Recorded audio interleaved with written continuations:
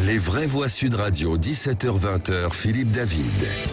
Retour des vraies voix avec Philippe Bilger, Caroline Pilastre, Didier Lebray. C'est l'heure de l'école, allez hop, debout! Pourquoi t'es pas venu à l'école aujourd'hui? L'école. Alors tu as vu l'école, alors. Même les profs, ils y vont déprimer à l'école. Ah bah bien sûr, si j'aurais pas venu. Qui a eu cette idée folle un jour d'inventer l'école? Qui a Oh bah tiens, on peut chanter. Oui, bah. C'est ce sacré Charlemagne, sacré Charlemagne. On va pouvoir faire la chorale des vraies voix. Tiens, vous trouvez pas, Philippe Bilger? L'école est finie. Il va pleuvoir, à mon avis, soyons honnêtes quand même, malgré notre bon cœur, monsieur, dame. C'est la rentrée. Pardon, c'est la rentrée des classes, une rentrée un peu spéciale en période de passe sanitaire. Mais c'est de l'école en elle-même dont on va parler dans les vraies voix. Un sondage IFOP pour SOS Éducation est sorti aujourd'hui. Un sondage sans appel pour celle-ci, puisque 69% des parents interrogés pensent que la baisse du niveau scolaire s'aggrave, 6% de plus qu'il y a 2 ans. Et 69% des sondés pensent que le ministère de l'Éducation est incapable d'enrayer une chute de niveau, et 9% de plus qu'il y a 2 ans. Rentrée scolaire 2021, avez-vous confiance en l'école pour donner une instruction solide à vos enfants? Vous êtes pour le moment 91% à dire non. Avec nous, Sophie Audugé, présidente de SOS Éducation. Bonsoir. Bonsoir Philippe. Vous trouvez que la classe est dissipée? Non, je trouve que ça chante bien, c'est chouette. Ah bah écoutez, c'est parfait. Ambiance au moins, de rentrée. Contrairement à Philippe Bilger, vous dites au moins qu'on chante bien, on saura à qui s'adresser la prochaine fois où on chantera. 69% des parents interrogés pensent que la baisse du niveau scolaire s'aggrave. Pour faire du Éric Dupond-Moretti sur la sécurité, c'est un sentiment de baisse du niveau ou c'est réel ? Alors, je crois que c'est pas un sentiment, je pense que c'est bien réel. D'abord parce que le baromètre qu'on a publié aujourd'hui est avec l'IFOP. Il interroge des parents d'élèves dont les enfants étaient scolarisés dans l'année en cours. Donc ça, c'est quelque chose qui est important pour nous, c'est qu'on a vraiment une mesure d'opinion des parents qui ont vécu l'école de leur enfant toute l'année. On avait fait une première édition en 2019, donc là, c'est la deuxième édition 2021. Et on a en plus des parents qui nous donnent un avis sur une école qu'ils connaissent bien, puisque malheureusement, pendant cette crise de la pandémie, ils ont, pour la plupart d'entre eux, fait l'école pendant au moins 6 mois. Voilà. Caroline Pilastre, 69% des parents qui n'ont pas confiance en l'école, qu'est-ce que ça vous inspire ? Écoutez, moi je pense qu'il y a plusieurs problèmes par rapport à ce chiffre. C'est que la réussite aussi d'un enfant vient du milieu dans lequel il grandit. Au niveau de la culture, de l'intérêt qu'on peut porter à certaines choses. Alors oui, qu'on remette en cause le programme de l'éducation nationale, mais il faut quand même rappeler que les professeurs ont bon dos souvent. Parce qu'ils sont là pour instruire et pas pour éduquer. Et quand vous avez beaucoup de professeurs qui font la police, qui font les éducateurs, moi j'ai envie de vous dire, où est le respect ? Donc partons de ce principe, tout le monde a un rôle à jouer au niveau de l'éducation des enfants. Mais après, est-ce que les moyens sont suffisamment mis aussi dans l'école ? On parle toujours du manque d'effectifs, du manque de moyens, des budgets qui sont peu alloués à l'éducation nationale comme aux régaliens en règle générale. Donc je pense que c'est un problème qui est beaucoup plus important que le sondage qui est fait aujourd'hui, parce que ça fait des années, une fois de plus, qu'on se pose des questions. Alors vous allez aussi me mettre en exergue le bac qui est donné maintenant par rapport aux générations passées. Voilà, tout le monde a le bac, je crois que c'est 95% si je dis pas de bêtises, de bacheliers annuellement. Donc on se dit, est-ce que c'est un vrai diplôme ? Mais bon, c'est plusieurs problèmes à traiter à la fois, à mon avis. Sophie Audugé, justement, je reprends ce qu'a dit Caroline Pilastre déjà sur ce que doivent faire les profs. 94% des parents d'élèves dans votre sondage sont favorables au rétablissement de l'autorité des enseignants et que les sanctions prévues soient appliquées. Est-ce que ce n'est pas un des principaux problèmes ? Alors absolument, pour revenir sur ce que vous évoquiez, effectivement, il faut bien faire attention quand on parle de l'école. Il y a premier aspect qui est le point de vue que les parents d'élèves ont de l'école en général, où là ils sont extrêmement critiques. Et ensuite on les interroge sur l'école, je dirais avec un petit E, qui est celle de leur enfant, où là effectivement leur approche est beaucoup moins critique. Et dans la plupart des cas, ils vont être beaucoup moins critiques sur l'enseignement dispensé.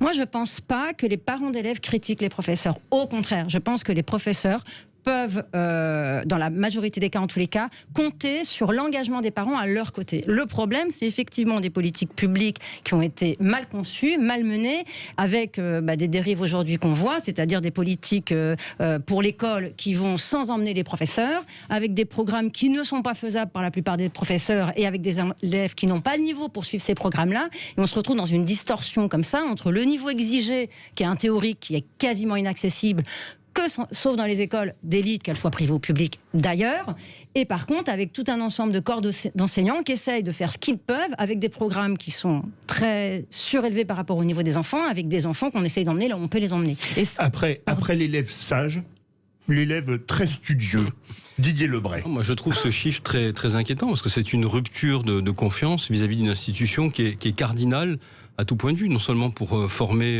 nos enfants, pour les amener à pouvoir devenir des êtres autonomes, mais aussi des individus responsables, des électeurs. Enfin, tout est lié. Je veux dire, c'est vraiment la base de tout. Et ce déficit de confiance qu'ont les Français, si ce chiffre est le bon, vis-à-vis d'institutions scolaires, me paraît gravissime. Après, il ne faut pas non plus s'étonner. Je veux dire, aujourd'hui, il y a une vraie crise de recrutement. Si vous voulez, prenez les concours à l'agrégation dans les sciences dures, mathématiques, physique, chimie, il y a très peu de candidats. On le disait tout à l'heure, un jeune garçon ou une jeune fille qui vient de sortir du concours qui a le CAPES, il est payé à peine 20% au-dessus du SMIC. Et cette espèce de cette absence de reconnaissance sociale qui se traduit par des salaires très faibles pèse aussi sur l'ensemble du système. Les gens ont le sentiment finalement d'être de peu de valeur dans un système qui valorise d'autres professions, et ça c'est grave. Sophie Audugé, vraie remarque, Didier Lebray. Absolument. Alors, se faire insulter par les élèves dans certaines classes pour toucher 1 800 € net par mois, c'est quand même pas brut. Alors, il est une évidence que le salaire des enseignants français est en dessous de la moyenne européenne. Bien sûr, principalement, on le rappelle régulièrement, les maternelles et les primaires. Mais c'est une partie du problème. Il faut vraiment penser que tout le système de prise en charge des ressources humaines de l'éducation nationale est une aberration. Il n'y a pas une entreprise privée qui traiterait aussi mal ses salariés. C'est une honte absolue. Prendre un jeune qui vient de sortir de l'école et l'envoyer dans les établissements où il faudrait qu'il soit le plus charpenté, c'est une honte. Prendre des étudiants ou des ingénieurs qui vont se réorienter parce qu'ils ont envie de faire partager leur passion des mathématiques, les mettre dans des écoles avec des élèves qui ne peuvent pas se tenir pendant 10 minutes, c'est pareil, c'est une aberration, sans formation. Donc le problème de l'éducation nationale, évidemment, c'est des salaires qui ne sont pas à la hauteur, mais c'est tout un système de prise en charge des ressources humaines qui est pensé en dépit du bon sens. On a d'autres exemples d'autres pays, juste Philippe, parce que je pense que c'est intéressant, où justement, ils fonctionnent de manière très différente. C'est-à-dire qu'ils vont prendre les enseignants, ils les mettent dans des établissements où c'est un peu plus calme, pour qu'ils se charpentent un peu sur leur profession, et quand ils sont un peu plus charpentés, on les envoie dans des établissements plus difficiles, qui vont requérir d'avoir plus d'expérience, plus même d'initiative ou de créativité dans la manière d'emmener les enfants dans le plaisir d'apprendre. Et à ce moment-là, ils sont mieux payés, ils gagnent des années de retraite, etc. Donc il y a des systèmes qui sont possibles, sauf que pour une raison qui est quand même assez connue en France, c'est la difficulté de faire évoluer l'éducation nationale, avec les syndicats qui demandent un jour quelque chose, l'autre jour autre chose. On a énormément de mal à faire ce qui serait mis en place dans n'importe quelle entreprise privée qui aurait une vertu de faire progresser des enfants, qu'on ne met pas en place à l'éducation nationale. La parole au gouvernement, et je le surveille, Philippe Bilger. Est-ce que, si j'avais à répondre, je dirais non, bien sûr, aux deux questions. Mais j'ai conscience d'avoir une vision très réactionnaire de tout cela, et à partir du moment où, comme beaucoup de Français, je considère que le niveau baisse, mais comme l'a dit Caroline tout à l'heure, si j'ai un peu d'indulgence pour le monde de l'éducation, c'est précisément parce qu'il est le réceptacle d'une société qui se délite et qui se déstructure sur des valeurs qui sont fondamentales, non seulement dans la société, mais bien sûr dans l'école. Et en ce sens-là, je n'irai pas jeter la pierre au monde de l'éducation, et peut-être je cherche désespérément un moyen de penser que ça peut changer. Et c'est certainement pas un ministre, aussi valable soit-il, qui, je crois, pourra rattraper des années d'enlisement et d'échecs. Didier Lebray va ajouter un mot. Peut-être pour voir le verre à moitié plein aussi, on parlait du taux de réussite au bac qui passe de 85 à 90-95%, mais il faut voir d'où on est parti. Je veux dire, dans les années 50, vous aviez 10% d'une classe d'âge qui avait le bac. Et vous aviez, il n'y a pas si longtemps, au début des années 80, la moitié des jeunes entre 18 et 24 ans qui sortaient sans aucun diplôme autre que le BEPC.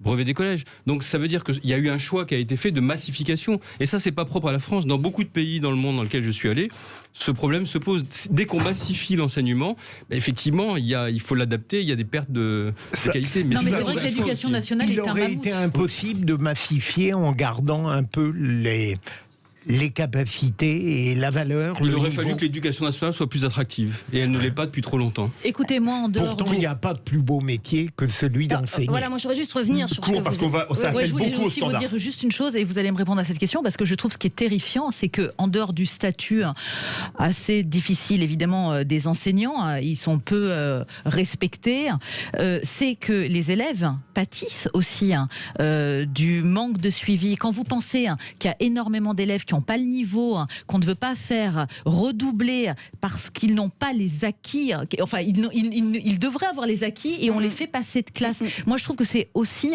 terrible pour les élèves parce que beaucoup ne savent pas lire même quand ils rentrent au collège. Donc qu'est-ce qu'on peut faire par rapport à ça? Alors vous avez absolument raison, c'est une question qu'on a posée dans cette enquête et 92% des parents d'élèves demandent le rétablissement du redoublement au collège pour les enfants qui n'ont pas le niveau pour passer en classe supérieure et demandent également un examen en fin de CM2 pour qu'on puisse accompagner les enfants qui n'ont pas acquis les fondamentaux et qu'on ne les mette pas au collège en fond de classe parce que c'est juste de la violence absolue. Être un enfant à 10, 11 ans, 12 ans et ne pas pouvoir comprendre ou suivre 5 heures ou 6 heures de cours dans la journée, c'est évident qu'à un moment, cet enfant, il va faire des bêtises et il va surtout abîmer sa perception lui-même.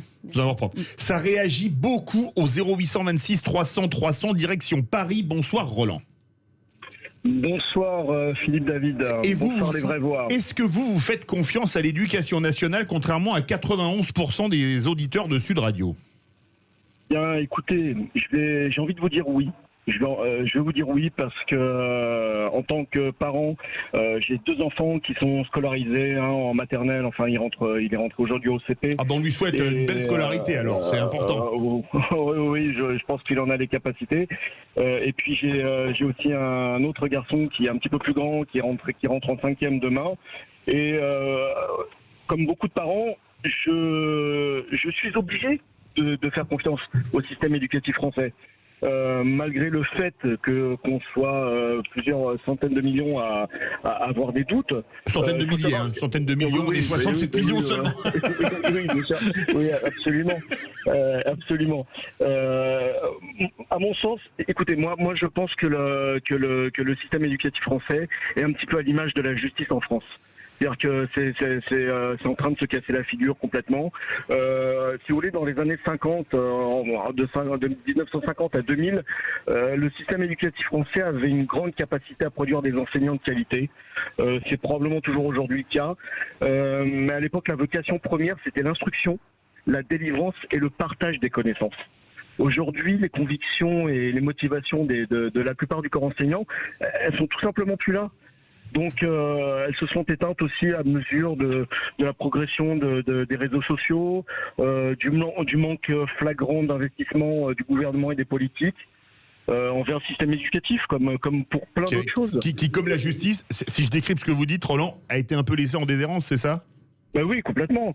Alors, Roland, vous avez confiance dans l'éducation nationale, mais ça réagit beaucoup. On va prendre la direction de Narbonne. Bonsoir, Cynthia. Bonsoir tout le monde. Bonsoir. Eh bien, vous n'avez plus confiance en l'éducation nationale et vous avez changé la scolarisation de vos enfants. Oui, alors je vais vous expliquer parce que je suis un peu d'accord avec tout le monde de tout ce qui se dit aujourd'hui. J'ai été prof de russe, donc j'ai été aussi confrontée à l'éducation nationale en direct. Et j'ai 3 enfants scolarisés aujourd'hui. Et j'ai décidé de les scolariser dans une école privée parce que l'école publique ne suit pas. Honnêtement, l'école publique ne suit pas. Après, Privé sous contrat? Privé sous contrat, oui. D'accord.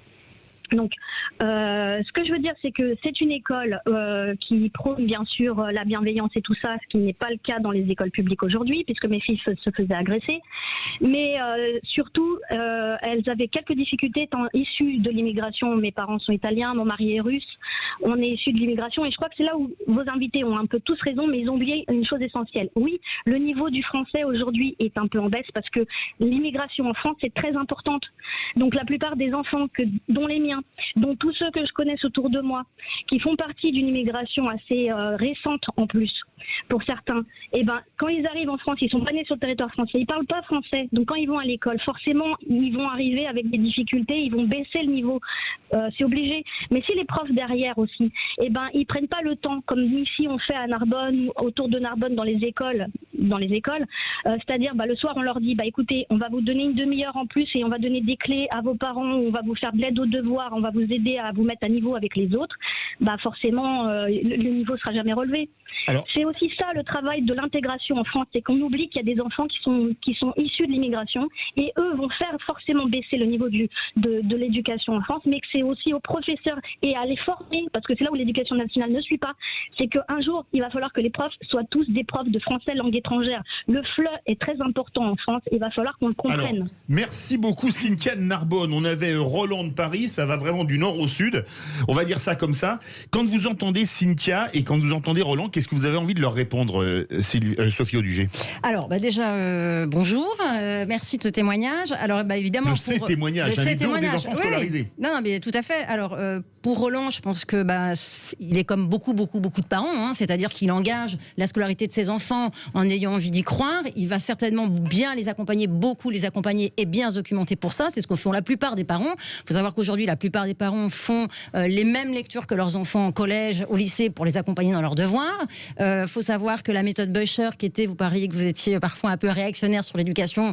Écoutez, il n'est jamais réactionnaire, Philippe Bilger, jamais. Böscher a fait quand même sa méthode. Retraité pour les parents, édité, c'est quand même un best-seller, c'est-à-dire que les parents refont l'école à la maison pour l'acquisition de l'apprentissage et la lecture. Donc je pense que ce qui est important, c'est bien de prendre conscience que les parents accompagnent leurs enfants dans leur scolarité, ils sont en alliance avec les enseignants. Moi, j'ai du mal à entendre que les enseignants n'ont plus la foi. Je pense qu'ils l'ont toujours. Je pense qu'ils ont toujours envie de faire réussir les enfants. Je pense que c'est un crève-cœur, comme pour un médecin, d'avoir un enfant qui n'y arrive pas quand on est enseignant. Par contre, c'est vrai que la situation aujourd'hui est parfois plus difficile. Pour Cynthia, je pense que l'école a connu d'autres périodes où il y avait beaucoup d'immigration, où des enfants qui venaient de milieux très défavorisés, qui n'avaient pas un milieu culturel qui pouvait les aider dans l'apprentissage de la lecture ou de l'écriture. Mais le problème n'est pas que celui-ci, c'est un problème également mathématique. C'est aussi parce qu'on a fait faire Quand à on l'école... voit les classements PISA, par exemple, ou Teams. On a fait faire à l'école quelque chose qui n'est pas son boulot. L'école, c'est un espace apaisé pour instruire les enfants. On n'est pas là pour partager les querelles des hommes, je suis désolée. Et je pense qu'il faut redonner à l'institution un espace qui est protégé, dans lequel on apprend aux enfants à lire, à écrire, à compter, à résoudre des problèmes. On a eu des années où il n'y avait plus de résolution de problèmes, quand même. C'est quand même un souci. Philippe, je voudrais juste répondre à Roland qui a abordé un point très intéressant. Il a comparé la justice avec le monde de l'éducation. Je serais beaucoup plus sévère avec la justice qu'avec les professeurs, dont je pense qu'ils sont soumis à l'emprise de la société, tous ces dysfonctionnements. Il me semble, à tort ou à raison, qu'un magistrat devrait davantage être capable d'autonomie par rapport aux vices que charrie une société. Sophie Audugé, vous êtes d'accord avec ça? En fait, c'est pas le problème du régalien, la justice, l'éducation, etc. Le mal français, comme disait le titre d'un livre dans les années 70. Oui, alors moi je pense quand même qu'il y a des espaces qu'on peut protéger des évolutions du monde, si vous voulez. Si l'école ne peut pas rester un espace où on fait évoluer un enfant avec toute l'histoire de connaissances en pédagogie, en didactique qu'on a, je pense qu'on se trompe de sujet. Il faut arrêter de prendre l'espace de l'école pour un espace de petits adultes. Ce sont des enfants qui ont plein de choses à apprendre. Donc on leur apprend des musiques, ils connaissent pas la base de la culture, qu'elle soit même internationale, je veux dire que ce soit dans l'histoire, que ce soit dans les arts. Je veux dire, on a oublié tout ça parce que soi-disant, c'est ce qu'on faisait avant. Moi, je pense qu'il faut revenir à une école qui instruit réellement les enfants, qui ne laisse pas rentrer les états d'âme des politiques. Et voilà, on a un bon exemple en ce moment avec le Covid, les masques, les vaccins. Enfin, je veux dire, au secours, on a quand même des médecins de famille. Faut arrêter de faire peur aux enfants quand ils démarrent à l'école. Merci beaucoup Sophie Audugé, présidente de SOS Éducation. Verdict sur délégué général, pardon, toutes mes excuses, de SOS Éducation. Verdict sur Twitter.